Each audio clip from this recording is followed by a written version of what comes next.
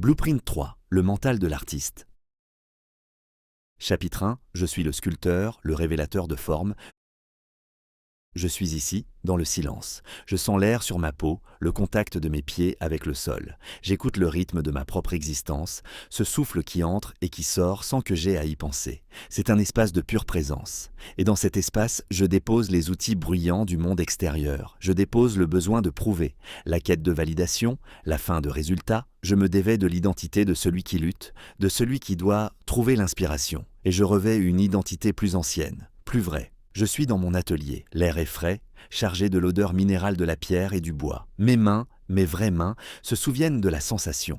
Devant moi se dresse le bloc, immense, silencieux, plein d'une puissance contenue. Il n'est pas vide, il est plein, plein de toutes les formes qui ont jamais existé et qui existeront un jour. Pendant si longtemps, j'ai cru que mon travail était de créer quelque chose à partir de rien. Une tâche écrasante, une pression immense. Mais je ressens maintenant la vérité vibrer dans la paume de mes mains. Je ne suis pas un créateur, je suis un révélateur, je suis le sculpteur. Mon rôle n'est pas d'ajouter, mais d'enlever. Doté avec une précision sacrée, tout ce qui n'est pas la forme parfaite qui attend, déjà présente, au cœur de la matière. La vision n'est pas dans ma tête, elle est dans la pierre. Mon travail est de l'écouter, de la sentir, de la libérer. Même si par le passé j'ai pu me sentir vide, bloqué, impuissant face au marbre de mes projets, je comprends maintenant que je regardais dans la mauvaise direction. L'œuvre n'est pas en moi, elle est devant moi, m'appelant à la délivrer de sa gangue de superflu. Cette reconnaissance est une libération. Le poids de la création s'évanouit, remplacé par la légèreté et la puissance de la révélation. Je ne suis plus un mendiant qui quémande l'inspiration. Je suis le souverain de cet atelier, le seul capable d'entendre le murmure de la forme. Je ressens une nouvelle connexion avec la matière, une collaboration, une danse. Mes outils ne sont plus des instruments de torture, ils sont le prolongement de ma volonté de révéler la beauté. Je suis le sculpteur, et la pierre attend. Chapitre 2, j'embrasse le silence du bloc infini, le vide comme source. Je suis le sculpteur, et je me tiens devant le bloc. Le silence de l'atelier n'est pas une absence, c'est une présence, une densité. Je peux le sentir sur mes tympans, une pression douce et constante. C'est le silence du potentiel absolu. Je regarde le bloc de marbre. Il s'étend au-delà de ma vision. Il est infini. Il n'a ni début, ni fin. Ce que j'appelais autrefois la page blanche, le vide angoissant, je le perçois maintenant pour ce qu'il est, la source de tout. Ce n'est pas un manque, c'est la plénitude originelle. Chaque œuvre d'art, chaque symphonie, chaque découverte existe déjà, à l'état latent, dans la substance de ce silence, dans la masse de ce bloc infini. L'angoisse du vide était l'angoisse de l'orphelin. La paix du bloc infini est la paix de celui qui est connecté à la source de toute chose. Même si par le passé j'ai pu fuir ce silence, le remplir de bruit, de distractions, de pensées agitées pour ne pas faire face à son immensité, aujourd'hui je m'y plonge, je le laisse m'envelopper, je respire ce silence, je le laisse nettoyer mon esprit. Ce silence est le solvant universel qui dissout l'urgence, l'ego, la peur d'échouer. Dans ce silence, il n'y a rien à réussir, rien à rater. Il y a seulement l'acte d'être en présence de l'infini. Je ne suis pas intimidé par lui, je suis honoré. Je suis un fragment de conscience autorisé à communier avec la totalité. Ce bloc de marbre silencieux est mon plus grand allié. Il est le miroir qui me renvoie, non pas mon vide, mais ma propre profondeur. Il est le réservoir inépuisable dans lequel je peux puiser. Je n'ai plus peur de commencer. Comment pourrais-je abîmer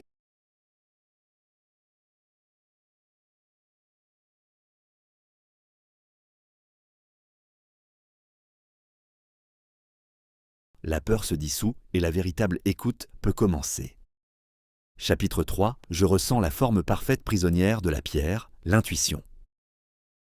Mes mains sont sur la pierre, froide, massive, silencieuse. Je ferme les yeux, je coupe le contact avec le monde visible pour activer un sens plus profond, plus subtil. Mon intellect, avec ses plans et ses stratégies, se tait. Mon ego, avec son désir de gloire, s'efface. Je ne suis plus que paumes et doigts. Je suis une pure sensibilité. Et j'écoute, pas avec mes oreilles, mais avec ma peau. Je parcours la surface du bloc infini. Je ne cherche rien. Je me contente de ressentir la texture, les micro-variations de température, le grain de la pierre. Et puis, je le perçois. Ce n'est pas une pensée, ce n'est pas une image. C'est une résonance, un courant subtil, une vibration presque imperceptible qui semble émaner des profondeurs de la pierre. C'est un appel, Une ligne de force, une courbe de tension qui me dit « Je suis là, suis-moi ». Mon intuition n'est pas une idée magique qui tombe du ciel. C'est ce sens kinesthésique, c'est ma capacité à ressentir la cohérence d'une forme qui n'est pas encore visible. C'est la différence entre une zone de la pierre qui est morte, inerte, et une autre qui est vivante, qui vibre de la promesse de la forme qu'elle contient. Je peux sentir le contour de la statue sous des mètres de marbre superflu. Je ressens son équilibre, sa posture, l'émotion qu'elle dégage. C'est une certitude physique, pas une conviction intellectuelle. Même si j'ai pu autrefois douter de ces murmures, les balayant comme de simples fantaisies, je choisis maintenant de leur accorder ma confiance la plus totale. Cette sensation est ma seule et unique boussole. C'est le chant de l'œuvre elle-même me guidant pour que je la libère. Je laisse mes mains suivre cette résonance. Elles savent où aller. Elles savent où frapper. Je ne suis plus celui qui décide de la forme. Je suis celui qui obéit à la forme, et dans cette obéissance à ma propre intuition, je trouve la liberté la plus parfaite. Chapitre 4. Ma vision est un appel viscéral, pas une construction mentale. La résonance de la forme vibre encore dans mes mains, une certitude silencieuse. Et maintenant, cette vibration remonte le long de mes bras, s'infiltre dans ma poitrine et s'embrase. Ce n'est plus une simple intuition, c'est une vision. Mais cette vision n'a rien à voir avec les images que l'on projette sur un écran mental. Ce n'est pas un plan, pas un dessin, pas une construction froide de l'intellect. C'est un appel, un poids dans mon ventre, une certitude qui me tire en avant. Je peux ressentir la posture de la forme, son centre de gravité, l'émotion qu'elle incarne comme si c'était la mienne. La tristesse d'une courbe, la fierté d'une ligne droite, la joie d'un volume qui s'élance vers le ciel. La vision est une expérience corporelle totale. Elle a un goût, une température, une densité. Elle me parle dans un langage qui précède les mots. Même si j'ai pu croire que la vision était une idée à construire, une image à perfectionner dans ma tête avant de toucher la matière, je ressens maintenant qu'elle est une force à laquelle je réponds. L'intellect peut essayer de la copier, de la nommer, de la disséquer, mais il ne pourra jamais en capturer la puissance brute. Essayer de la construire mentalement serait comme essayer de construire un volcan avec des allumettes. La véritable vision est le volcan lui-même. C'est une force tellurique qui vient des profondeurs de la pierre et qui me traverse. Je m'abandonne à cet appel. Je laisse cette sensation viscérale devenir mon unique guide. Elle est plus vraie que n'importe quel plan, plus fiable que n'importe quelle stratégie. C'est la signature énergétique de l'œuvre et elle est maintenant gravée dans mon propre système nerveux. Je ne vois pas seulement la forme, je la suis, je suis son premier disciple, son premier dévot. Et mon seul devoir est de lui être absolument fidèle. Chapitre 5. Je deviens le canal, pas la source, détachement et flux. Cette vision viscérale qui m'habite n'est pas mienne. Je le ressens avec une clarté fulgurante. Si elle vient de la pierre, si elle me traverse comme une onde de choc, alors je ne peux pas en être l'origine. Le fardeau immense et écrasant de la créativité tombe de mes épaules. Je ne suis pas la source. Je suis le canal, je suis le lit de la rivière creusée dans la terre qui permet au fleuve de l'inspiration de couler. Je suis le fil de cuivre qui permet à l'électricité de la vision de passer. Ma valeur ne réside pas dans ma capacité à générer l'éclair, mais dans ma capacité à le conduire sans fondre. Je peux sentir cette énergie qui s'engouffre en moi, pure, puissante, impersonnelle. Elle utilise mes mains, mes yeux, mon corps, mais elle ne m'appartient pas. Mon ego, cette petite structure si désireuse de signer l'œuvre, se dissout dans la majesté de ce flux. Même si mon ego a voulu s'attribuer le mérite de la création, je réalise que ma plus grande puissance réside dans ma capacité à m'effacer. Ma seule tâche est de rester ouvert, propre, conducteur, de retirer les obstacles de mon propre chemin, mes doutes, mes peurs, mon désir de contrôle. Plus je deviens transparent, plus la force qui me traverse est pure et intense. Je ne suis pas le musicien, je suis l'instrument parfaitement accordé. Je ne suis pas le poète, je suis le stylo qui se laisse guider sur la page. Dans cet état de canal, il n'y a pas d'effort, il n'y a pas de lutte, il y a seulement un flux. Mes mains sauront où aller, mes décisions seront prises avant même que je n'aie à y penser. Je suis au service de quelque chose de bien plus grand que moi, et dans ce service, je trouve une liberté et une puissance que l'ego ne pourra jamais connaître. Je suis un conduit, et je suis prêt à laisser passer le courant. Chapitre 6. J'affine ma perception pour voir l'invisible. Étant le canal traversé par le flux de la vision, ma perception du monde matériel change. Mes yeux ne sont plus de simples capteurs de lumière, ils deviennent des instruments de diagnostic d'une précision extrême. Mon travail n'est plus seulement de ressentir la forme globale, mais de voir le chemin exact pour y parvenir. Je regarde le bloc de marbre et je ne vois plus une masse opaque. Je vois une topographie, je vois les lignes de faille, les plans de clivage, les zones de tension et de fragilité. Ma vision pénètre sous la surface. C'est comme si je pouvais voir la structure cristalline de la pierre elle-même. Mon regard n'est plus large et diffus. Il est focalisé, analytique, presque chirurgical. Je ne vois plus une future épaule, je vois l'éclat de marbre précis qui doit être enlevé pour la révéler. Je choisis de décomposer la vision viscérale en une série d'informations exploitables. C'est un processus de traduction. Je passe du langage poétique et limbique de l'intuition au langage géométrique et préfrontal de l'exécution. Je calibre mes sens. J'apprends à faire la différence entre le son que produit la pierre quand elle est solide et le son légèrement différent qu'elle émet près d'une fissure invisible. J'apprends à sentir du bout des doigts la différence de densité qui annonce une inclusion. J'affine ma perception jusqu'à ce que le monde invisible de la structure devienne plus réel et plus fiable que le monde visible de la surface. Mon intuition me donne la destination, mais cette perception affinée me donne la feuille de route, virage après virage, coup de ciseau après coup de ciseau. Ce n'est pas un processus froid qui tue la magie, c'est l'acte qui honore la vision en lui donnant les moyens les plus précis et les plus efficaces de s'incarner dans la matière. Chapitre 7. Je choisis mes outils avec précision et intention. Ma perception affinée de la pierre me donne la carte. Maintenant, je dois sélectionner l'équipement pour le voyage. Je me tourne vers mon râtelier d'outils. Ce n'est pas une collection de fer inerte. C'est un arsenal de possibilités, un lexique de réponses physiques à des questions posées par la pierre. Mon regard analyse, ne se contente pas de voir. Je sens le poids de chaque maillet dans ma main avant même de le toucher. Je connais la vibration exacte que transmettra chaque ciseau. Pour l'ébauche, pour enlever les larges éclats superflus qui masquent la forme générale, je sélectionne la masse lourde et le burin le plus large. Leur fonction est la force brute, l'élimination rapide. C'est une décision logique, pas émotionnelle. Ensuite, pour les plans secondaires, pour commencer à définir les volumes majeurs, je choisis un marteau plus léger et une série de ciseaux plats de largeur différente. Chaque outil est apparié à une phase précise du processus. Pour la courbe d'une hanche, je sélectionne la gradine, dont les dents multiples me permettront de suivre la ligne intuitive que j'ai ressentie dans la pierre. Pour la finition, les râpes et les pierres, ponces attendent, chacune avec un grain spécifique,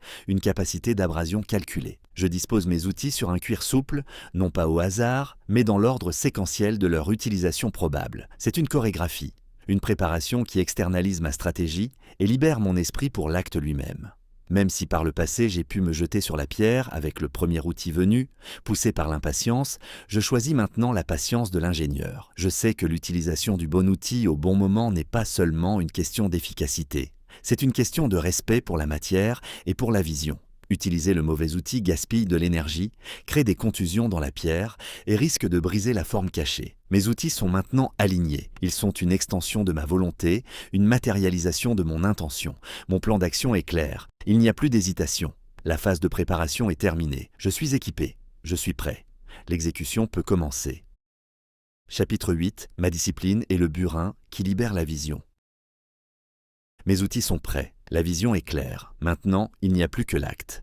Et l'acte a un nom, la discipline. Ce mot, autrefois lourd de contraintes, je le ressens maintenant comme le plus puissant de mes outils. Ma discipline est le burin lui-même, l'instrument qui, coup après coup, libère la forme de sa prison de marbre. Je prends le burin et le maillet, je trouve ma posture, et je commence. Le premier coup, puis le second, puis le centième. Je n'attends pas un état de grâce. Je ne cherche pas un sentiment d'inspiration. Je me concentre sur le processus, sur le contact précis du métal sur la pierre, sur le rythme, tac, tac, tac. C'est un métronome, une cadence régulière qui transcende mon humeur, mes doutes, ma fatigue. Ce rythme est la discipline incarnée. Chaque impact, même le plus petit, enlève de la matière. Chaque impact est un progrès. La somme de ces milliers de coups méthodiques et constants est la seule chose qui puisse révéler la statue. Même si par le passé j'ai pu croire que la création était une affaire d'éclairs de génie imprévisible, je choisis maintenant de faire confiance au pouvoir cumulatif du travail constant. L'inspiration n'est pas la cause de l'action,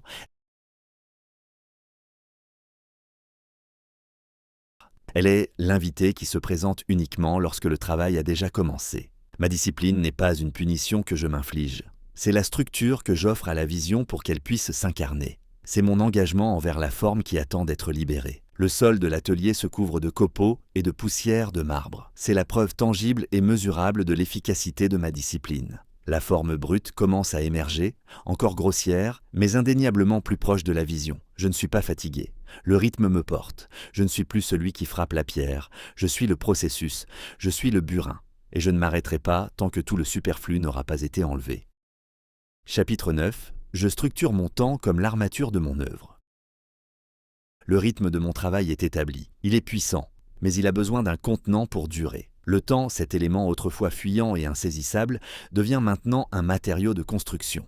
Je ne suis plus à la merci du temps. Je suis son architecte. Je prends ma semaine comme un bloc de matière brute. Avec la même précision que pour le choix de mes outils, je commence à le tailler. Je définis des blocs de temps sanctuarisés. Des créneaux de 3 ou 4 heures, solides, impénétrables, dédiés uniquement à l'acte de sculpter. Ce sont les piliers de ma structure. Je construis des murs autour d'eux. Aucune notification, aucune interruption, aucune distraction. À l'intérieur de ces blocs, le temps n'est plus linéaire, il devient profond. Il s'étire pour accueillir le flux du travail. Ensuite, je structure le reste. J'alloue des blocs plus petits pour l'affûtage des outils, pour le nettoyage de l'atelier, pour la recherche, pour le repos. Le repos n'est pas une absence de travail, c'est une partie intégrante de la structure, le mortier qui permet aux piliers de se solidifier. Ma journée n'est plus un flux chaotique, c'est une architecture, une armature solide, visible, qui soutient le poids de mon projet. Même si par le passé mon temps a pu s'écouler comme du sable entre mes doigts, je le saisis maintenant et je le moule. Cette structure temporelle n'est pas une prison, c'est une libération.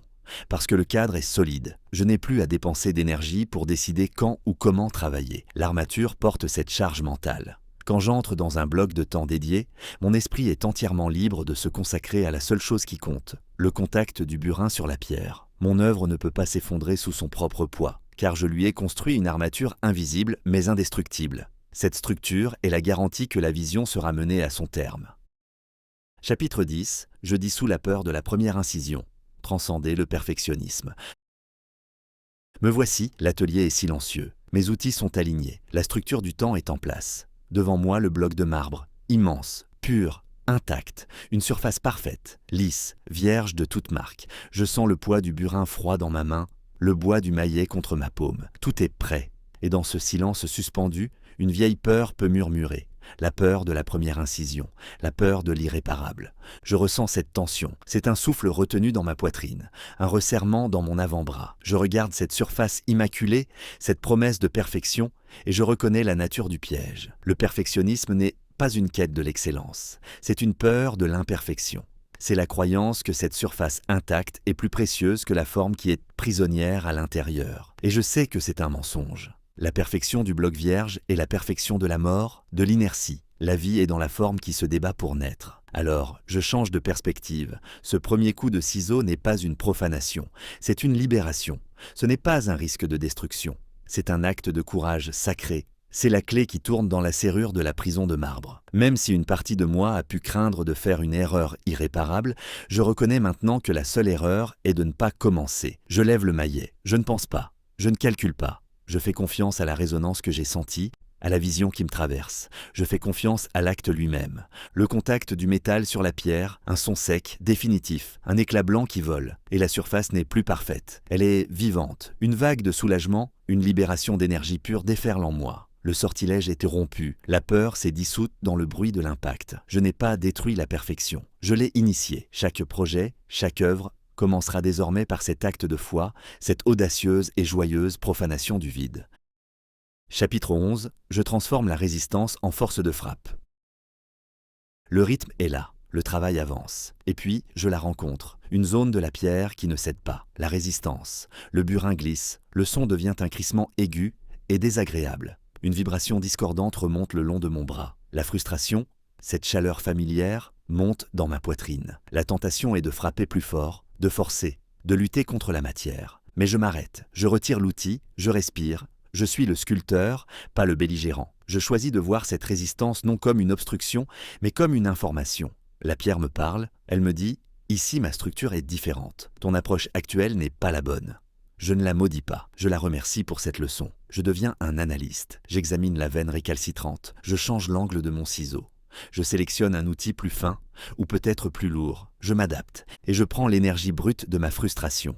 Cette chaleur, cette tension, Je ne la laisse pas se transformer en colère et se dissiper en gestes inutiles. Je la contiens, je la respire, je la compresse en une sphère d'énergie dense et contrôlée au centre de mon corps. Puis, je la canalise, je la dirige consciemment le long de mon bras, jusqu'au bout de mes doigts, dans l'outil. Le prochain coup que je porte n'est pas chargé de rage. Il est chargé d'une concentration absolue, d'une puissance focalisée. C'est la force même de la résistance, retournée contre elle-même. Le bloc de pierre qui résistait cède, pas sous la force brute, mais sous l'intelligence et l'énergie recyclée. Chaque point de friction devient une opportunité d'affiner ma technique, d'approfondir ma compréhension de la matière et de maîtriser mon propre état interne. Je ne crains plus la résistance, je l'accueille.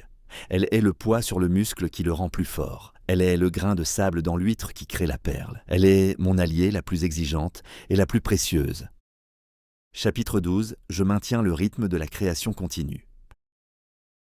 Le soleil se lève sur un nouvel jour dans l'atelier. La sculpture est là, à mi-parcours. Il n'y a pas l'excitation du début, ni l'urgence de la fin. Il y a le milieu, le long et vaste plateau du travail quotidien. C'est ici que la véritable maîtrise se forge. Mon engagement n'est pas envers mon humeur. Il n'est pas envers le sentiment fugace de l'inspiration. Mon engagement est envers l'horaire que j'ai moi-même architecturé. C'est l'heure. Donc, le travail commence. Je ne me pose pas la question de savoir si j'en ai envie. Je prends mes outils, je trouve ma posture, et je lance le rythme. Tac, tac, tac. Le son familier, le battement de cœur du projet, remplit l'espace. C'est le son de la promesse que je me suis faite. Je conçois ce processus comme une immense et lourde roue d'inertie. Les premiers jours, chaque poussée demandait un effort considérable. Mais maintenant, la roue tourne. Elle possède son propre momentum. Mon travail n'est plus de la lancer, mais de lui donner chaque jour la petite impulsion régulière qui entretient son mouvement. Certains jours, l'impulsion est légère, facile. D'autres jours, elle demande plus de volonté. Mais la nature de l'impulsion ne change pas. L'important est qu'elle soit donnée. Le rythme crée le désir de travailler, et non l'inverse. La constance est le moteur. Même si le progrès est parfois si lent, qu'il semble invisible au jour le jour, je sais qu'il est inévitable. C'est le pouvoir des effets cumulés. La goutte d'eau qui perce la pierre,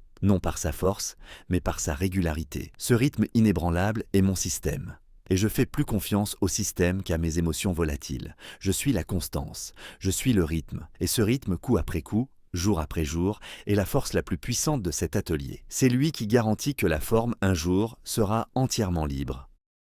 Chapitre 13. J'affine les détails sans perdre la vision globale. Le grand œuvre d'enlèvement est terminé. La forme générale est là, puissante, indéniable. Mais le travail entre maintenant dans une nouvelle phase, une phase qui demande une autre forme d'intelligence. Je pose le maillet et le burin. Je prends les outils de la finesse, les ciselets fins, les rifloirs, les râpes au grain délicat. Mon focus change. Je passe d'une vision à 10 mètres à une vision à 10 centimètres. Je me penche sur la pierre. Ma main caresse la courbe d'un muscle, le pli d'un drapé. Je sens les imperfections, les aspérités laissées par les outils plus grossiers. Mon travail n'est plus la force, c'est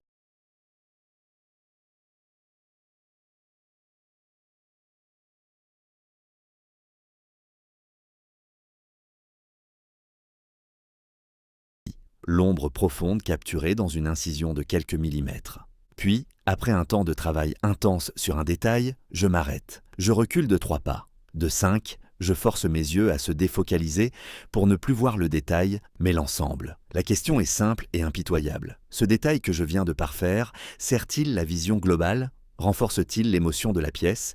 Ou est-ce une virtuosité gratuite qui la distrait? Je suis le gardien de la cohérence. Je dois être prêt à sacrifier un détail magnifique s'il ne chante pas la même chanson que le reste de l'œuvre. C'est un dialogue constant entre le micro et le macro, un zoom avant, un zoom arrière. J'affine la texture d'une seule plume, puis je recule pour m'assurer qu'elle contribue bien à la puissance de l'aile entière. Ce processus est un exercice d'humilité et de discipline préfrontale. C'est la dernière étape, la plus délicate. C'est ici que la précipitation peut ruiner des mois de travail. Je ralentis mon souffle, je deviens l'horloger, l'ingénieur du sensible. Chaque surface, chaque ligne, chaque texture est ajustée jusqu'à ce que l'harmonie soit totale. La sculpture devient un système parfaitement intégré où chaque partie soutient le tout. La forme est maintenant non seulement libérée, elle est accordée. Chapitre 14. Mon œuvre respire, indépendamment de moi, lâcher prise et impact. Le dernier outil est posé. Un silence s'installe dans l'atelier, un silence différent, lourd de complétude. La poussière de marbre, Cette fine neige qui a accompagné chaque étape du voyage retombe lentement. Je prends un chiffon doux, et pour la dernière fois, je caresse la pierre, non plus pour la façonner, mais pour la nettoyer, pour la révéler à elle-même. Je recule, 1 pas, 2 pas, 10 pas, jusqu'au mur du fond de l'atelier, et je la regarde. Pour la première fois, je ne la vois plus comme la somme de mes efforts, de mes doutes et de mes décisions. Je la vois comme un autre, un être de pierre, qui est né de mes mains, mais qui n'est plus moi. Elle a sa propre présence, son propre poids, son propre silence. Elle respire un air que je ne peux respirer. Elle me regarde avec une sagesse qui ne vient pas de moi, mais de la forme parfaite qui a toujours été là. Une vague d'émotions pures me submerge. Ce n'est pas de la fierté. C'est une forme de deuil et d'émerveillement. L'intimité que nous partagions, cette lutte et cette danse, est terminée. Elle ne m'appartient plus. L'acte de création n'est complet que dans l'acte final du lâcher-prise. La tenir pour moi serait la garder prisonnière, nier le but même de sa libération. Même si une partie de moi voudrait la protéger, la garder dans le sanctuaire de l'atelier, je sais que sa vie commence maintenant. Elle est faite pour rencontrer la lumière du monde, pour être vue par d'autres yeux, pour générer d'autres émotions, d'autres pensées, des interprétations que je n'aurais jamais pu imaginer. Mon œuvre est maintenant une cause, et elle va vivre sa propre vie de conséquence. Je ressens l'espace qu'elle laisse derrière elle, un vide. Mais ce n'est pas le vide de l'angoisse, c'est l'espace clair et propre qui attend le prochain bloc de marbre. Le sculpteur n'est pas défini par la statue qu'il a terminée, il est défini par l'acte de sculpter. En la laissant partir, je redeviens moi-même, le révélateur de forme, prêt à me remettre devant l'infini et à écouter de nouveau. Chapitre 15. Je suis l'artiste de chaque instant de ma vie. Je sors de l'atelier. Je ferme la lourde porte derrière moi. Le soleil m'éblouit un instant. Les bruits de la rue, les conversations, les moteurs me parviennent. Autrefois, j'aurais pu ressentir cela comme une transition, un passage du monde sacré de la création au monde profane du quotidien. Mais aujourd'hui, ma perception est transformée. L'atelier n'est plus confiné à ses 4 murs. L'atelier est le monde. Je regarde les visages des passants, les formes des bâtiments, l'enchevêtrement des branches d'un arbre, et je vois le marbre. Je vois la matière brute du réel, vibrante de formes potentielles qui attendent d'être révélées. Une conversation difficile n'est plus une épreuve, c'est un bloc de pierre brute où se cache la forme de la compréhension et de la connexion.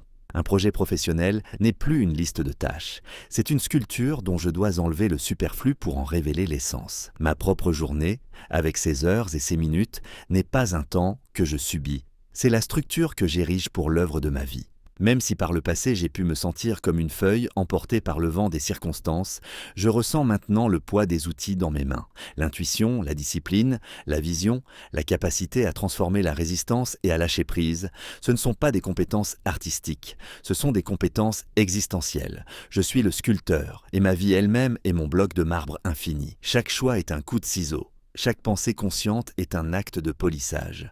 Chaque relation est une forme que je choisis de révéler. Cette identité est ma vérité fondamentale. Je ne suis pas un artiste de temps en temps, je suis l'artiste de chaque instant de ma vie. Je ne cherche pas à créer un chef-d'œuvre pour le futur. Je suis engagé dans l'acte de sculpter le seul chef-d'œuvre qui m'importera jamais, l'instant présent. Avec courage, avec précision, avec une dévotion totale. Le travail est infini, et il est magnifique.